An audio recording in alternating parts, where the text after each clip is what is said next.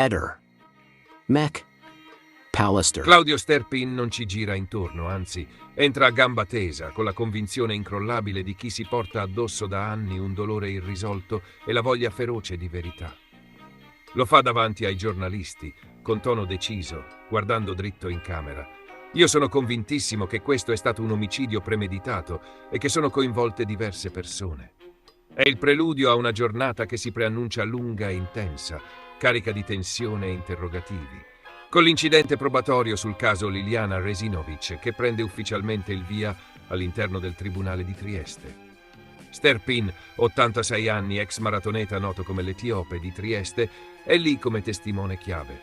Non uno qualunque, ma l'uomo che dichiara di essere stato l'amante di Liliana e che, secondo la procura, rappresenta anche un possibile movente del presunto assassino, Sebastiano Visintin, marito della donna. Liliana Resinovic scompare nel nulla il 14 dicembre 2021. Il suo corpo, in avanzato stato di decomposizione, verrà ritrovato 22 giorni dopo, il 5 gennaio 2022, nel parco dell'ex ospedale psichiatrico di San Giovanni. Per mesi il caso oscilla tra le ipotesi più disparate: suicidio, allontanamento volontario, morte accidentale. Ma oggi, dopo le nuove analisi medico-legali condotte dal team della professoressa Cristina Cattaneo, l'impostazione investigativa è chiara. Per la procura si è trattato di un omicidio. E Visintin, che inizialmente era rimasto fuori dal registro degli indagati, ora è formalmente accusato. L'ipotesi avrebbe aggredito e soffocato la moglie, forse in preda alla rabbia o per gelosia. Una gelosia che avrebbe avuto un nome e un volto, quello di Claudio Sterpin. All'interno dell'aula c'è un clima teso.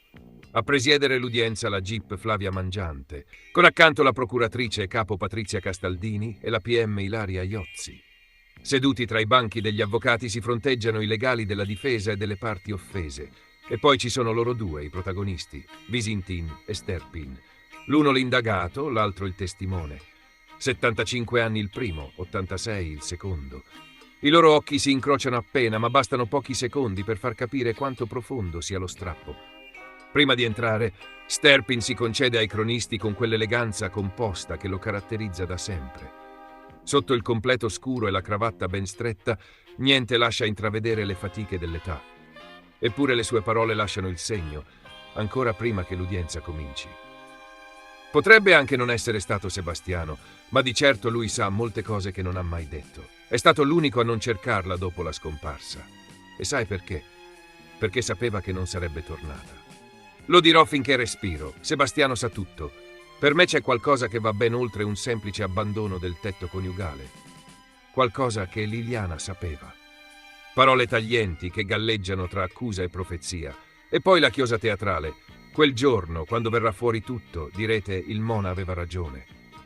A interrompere il suo sfogo arriva un'amica. «Ciao Claudio, come va?»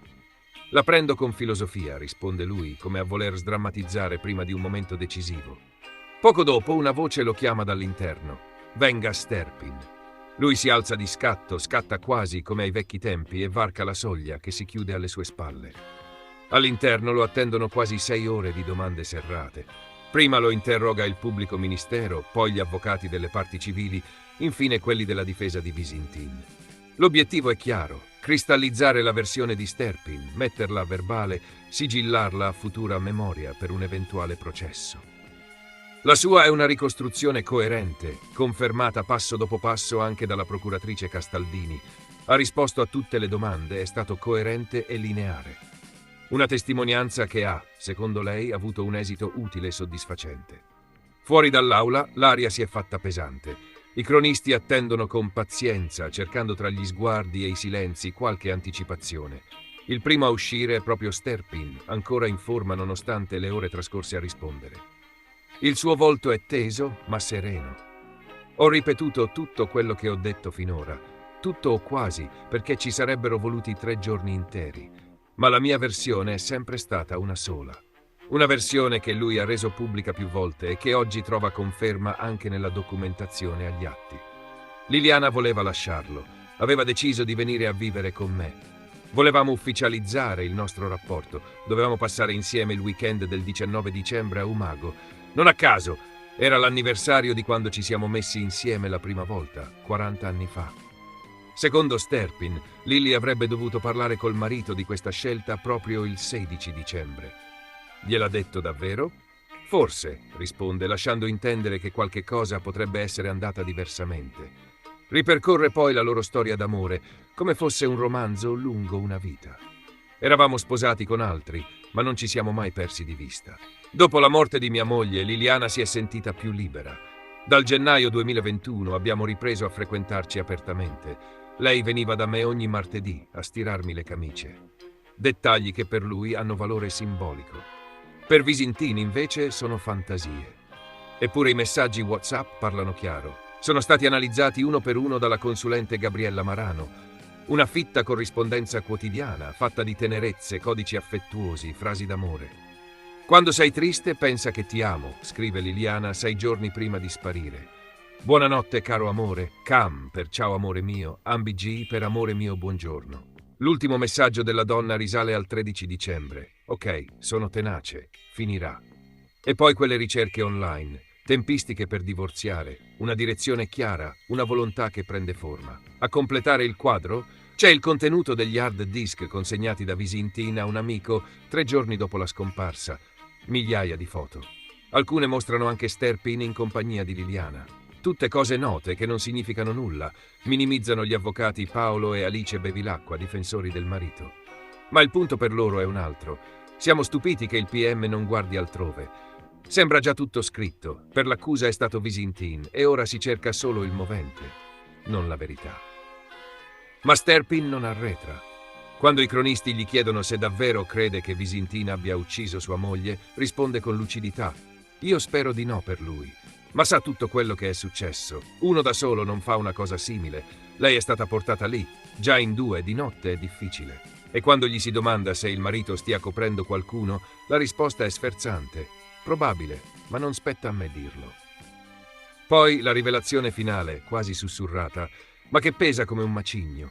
Avevo scritto la mia verità in una lettera che ho affidato a una vicina. Se dovessi mancare.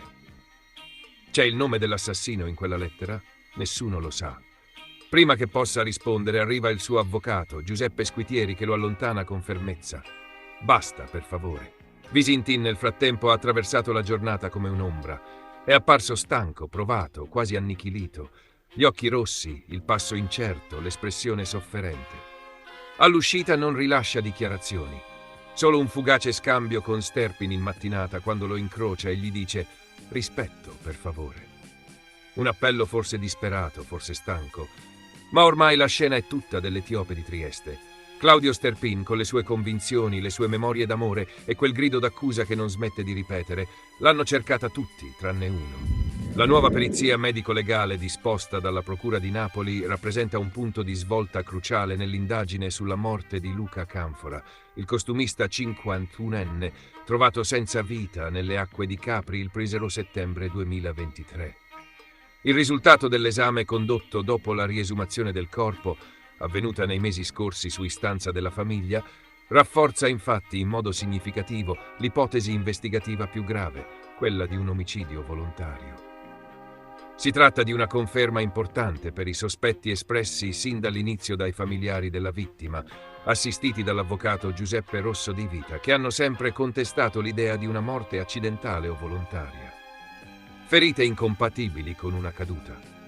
Secondo quanto emerso dalla nuova consulenza medica affidata dalla magistratura, le lesioni presenti sul corpo di Canfora non sarebbero compatibili né con una caduta accidentale né con un gesto estremo.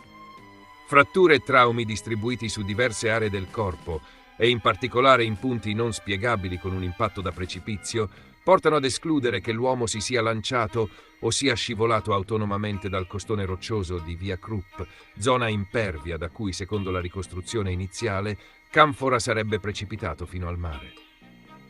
Proprio per verificare la plausibilità della dinamica, gli inquirenti avevano effettuato sopralluoghi e ricostruzioni ambientali in loco. L'analisi morfologica del terreno, unita ai nuovi esiti autoptici, ha reso evidente una discrepanza tra le ferite riscontrate e la scena originaria.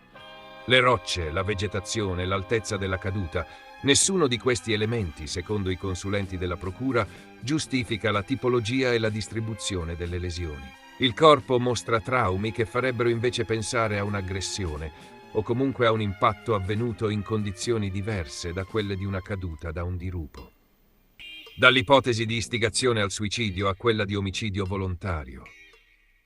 Fino a pochi mesi fa, l'inchiesta era formalmente incardinata sull'ipotesi di istigazione al suicidio, una formula giuridica che ha permesso alla Procura di non archiviare il caso in attesa di ulteriori approfondimenti. Una definizione provvisoria utile a mantenere vivo il fascicolo in assenza di prove conclusive. Oggi però il contesto investigativo è radicalmente cambiato. Sulla base della nuova perizia, la Procura ha modificato il titolo del fascicolo in omicidio volontario contro ignoti. Un passaggio tutt'altro che formale, motivato da riscontri medico-legali che mettono in crisi la narrazione iniziale e che impongono un cambio di prospettiva. Non si parla più di un gesto autolesionistico né di un evento accidentale, ma di un delitto deliberato. Secondo quanto trapelato, la nuova ipotesi accusatoria è sostenuta da elementi concreti e oggetti che escluderebbero in modo netto qualsiasi ipotesi alternativa. Per questo la pista omicidiaria non è più solo una delle tante, ma quella attualmente privilegiata. Gli oggetti spariti, una parte del mistero. A rendere ancora più fitta l'ombra di mistero sul caso ci sono anche le numerose anomalie mai chiarite, prima fra tutte la scomparsa di alcuni effetti personali di Canfora. Il cellulare, il portafogli e una felpa dell'uomo risultano ancora oggi introvabili. Nessuno di questi oggetti è stato recuperato sul luogo del ritrovamento né nei suoi pressi. Si tratta di elementi potenzialmente fondamentali per ricostruire le ultime ore di vita del costumista.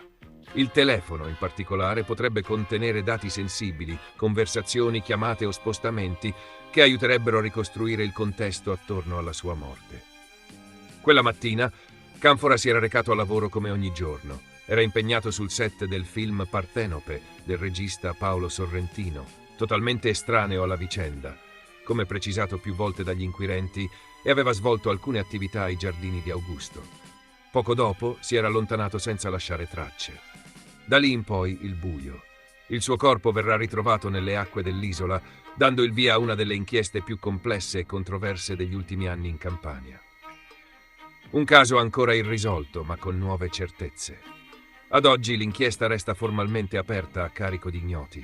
Le tre ipotesi principali, omicidio, suicidio o malore, restano teoricamente sul tavolo, ma è ormai l'ipotesi di un delitto volontario quella che guida le indagini. Lo stesso cambio di titolo del fascicolo conferma l'orientamento prevalente della Procura, che ha scelto di percorrere la strada dell'omicidio per spiegare ciò che prima appariva inspiegabile. A coordinare le indagini è il pubblico ministero Silvio Pavia, affiancato dal procuratore aggiunto Alessandro Milita e dal procuratore capo Nicola Gratteri. Una squadra investigativa di alto profilo che lavora da mesi per sciogliere uno dei più intricati gialli italiani recenti. Con la nuova perizia la direzione è stata tracciata. Resta ora da individuare chi ha voluto la morte di Luca Canfora e soprattutto perché. Il tempo a disposizione per indagare è ufficialmente scaduto. Ora, a livello procedurale, si attende soltanto che la Procura della Repubblica tragga le proprie conclusioni definitive sul caso della morte di Angelo Onorato, noto imprenditore palermitano e titolare dei negozi Casa. Il fascicolo aperto con l'ipotesi di omicidio sembra però destinato a concludersi con una richiesta di archiviazione, poiché gli investigatori, nonostante mesi di accertamenti, sono giunti alla convinzione che si sia trattato di suicidio. Resta un margine di incertezza legato a una domanda cruciale: qualcuno lo ha spinto a togliersi la vita? La risposta, se arriverà, sarà contenuta nella richiesta di archiviazione della Procura, che dovrà chiarire se siano stati presi in considerazione possibili elementi di istigazione al suicidio, ipotesi inizialmente valutata ma rimasta per ora priva di riscontri concreti. La tragedia risale al 25 maggio 2024, quando il corpo di Onorato venne rinvenuto all'interno del suo SUV parcheggiato lungo una strada secondaria che costeggia via Ugo La Malfa a Palermo. Aveva una fascetta di plastica, di quelle comunemente utilizzate in ambito elettrico, stretta attorno al collo. Un dettaglio che sin dall'inizio ha lasciato aperti numerosi interrogativi. Sul posto intervenne la sezione omicidi della squadra mobile, insieme agli esperti della scientifica, che nei mesi successivi hanno passato al setaccio ogni elemento utile. La scena del ritrovamento, i filmati delle videocamere della zona, i tabulati telefonici, i messaggi inviati e ricevuti, oltre ai file presenti sul computer personale dell'imprenditore. Tuttavia, nonostante la vastità del materiale raccolto, non è emerso alcun movente certo. Nessun segnale, né digitale né umano, che permetta di comprendere cosa possa aver indotto l'uomo a un simile gesto. L'indagine è stata prorogata 2 volte, sempre per 6 mesi, fino a raggiungere il limite massimo consentito in caso di fascicolo aperto contro ignoti per omicidio o istigazione al suicidio, 12 mesi e 30 giorni. Ora, passati 13 mesi, non restano ulteriori margini temporali. Una delle questioni che più hanno colpito l'opinione pubblica riguarda una lettera manoscritta che Onorato aveva affidato, mesi prima di morire, a un amico avvocato. In quella missiva l'imprenditore scriveva: «Se dovesse accadermi qualcosa, consegnala a mia moglie», aggiungendo una frase ancora più inquietante: «C'è gente che mi vuole male». Parole che suonano come un campanello d'allarme e che i familiari dell'uomo, in particolare la moglie Francesca Donato, ex europarlamentare e vicepresidente nazionale della Nuova Democrazia Cristiana, hanno sempre indicato come un chiaro segnale del fatto che Angelo non si sia suicidato. Assistiti dall'avvocato Vincenzo Lore, i familiari hanno più volte espresso dubbi sulla ricostruzione ufficiale, sostenendo che l'imprenditore non avesse mai manifestato turbamenti evidenti, né problemi economici né personali. Era, secondo loro, un uomo impegnato ma sereno, e non vi erano segnali che facessero pensare a uno stato depressivo o a un gesto estremo. A rafforzare questi dubbi ci sono anche gli ultimi momenti di vita di Onorato, documentati da un messaggio audio inviato a un amico pochi minuti prima della morte. In quel vocale, con tono tranquillo e affabile, l'imprenditore si scusava per non essere ancora riuscito a mandare un operaio a sistemare uno zoccolino in casa del conoscente, promettendo che avrebbe provveduto quanto prima. Le sue parole erano distese, il tono era quello di sempre, nessuna traccia di ansia, angoscia o disagio. Anzi, il messaggio si concludeva con un sereno: «Ci vediamo più tardi», frase che mal si concilia con l'idea di un suicidio premeditato. Eppure, sul tavolo del pubblico ministero, Clio di Guardo, l'informativa finale redatta dalla polizia appare chiara. Nessuna impronta sospetta, nessuna traccia biologica anomala, nessun segno di colluttazione. Tutto ciò che era in auto, dagli effetti personali al portafoglio fino al cellulare, era perfettamente in ordine. Persino gli occhiali, con cura, erano stati riposti nella tasca della camicia. Elementi che, secondo la lettura ufficiale, sarebbero compatibili con un suicidio meditato e lucidamente eseguito. Un dettaglio importante emerso dalle telecamere di sorveglianza mostra Onorato tornare 2 volte nella stessa zona, da solo, prima di compiere il gesto fatale. Nessun altro lo accompagna, nessun movimento sospetto in quei minuti chiave. Tuttavia, le parole lasciate nella lettera, il tono pacato del messaggio audio e l'assenza di segnali tangibili di disperazione mantengono viva l'ombra del dubbio. Cosa ha spinto Angelo Onorato a compiere un gesto tanto drammatico? È stato minacciato, ricattato, spinto oltre il limite? Oppure davvero, come ipotizzano gli inquirenti, ha agito da solo, senza che nessuno potesse o volesse fermarlo? A breve sarà la procura a esprimersi. Se, come prevedibile, arriverà la richiesta di archiviazione, spetterà ai familiari valutare se opporsi, chiedendo magari nuovi approfondimenti. Ma intanto resta l'interrogativo più grande, ancora senza risposta. Perché? Ehi, non dimenticare di iscriverti a questo canale.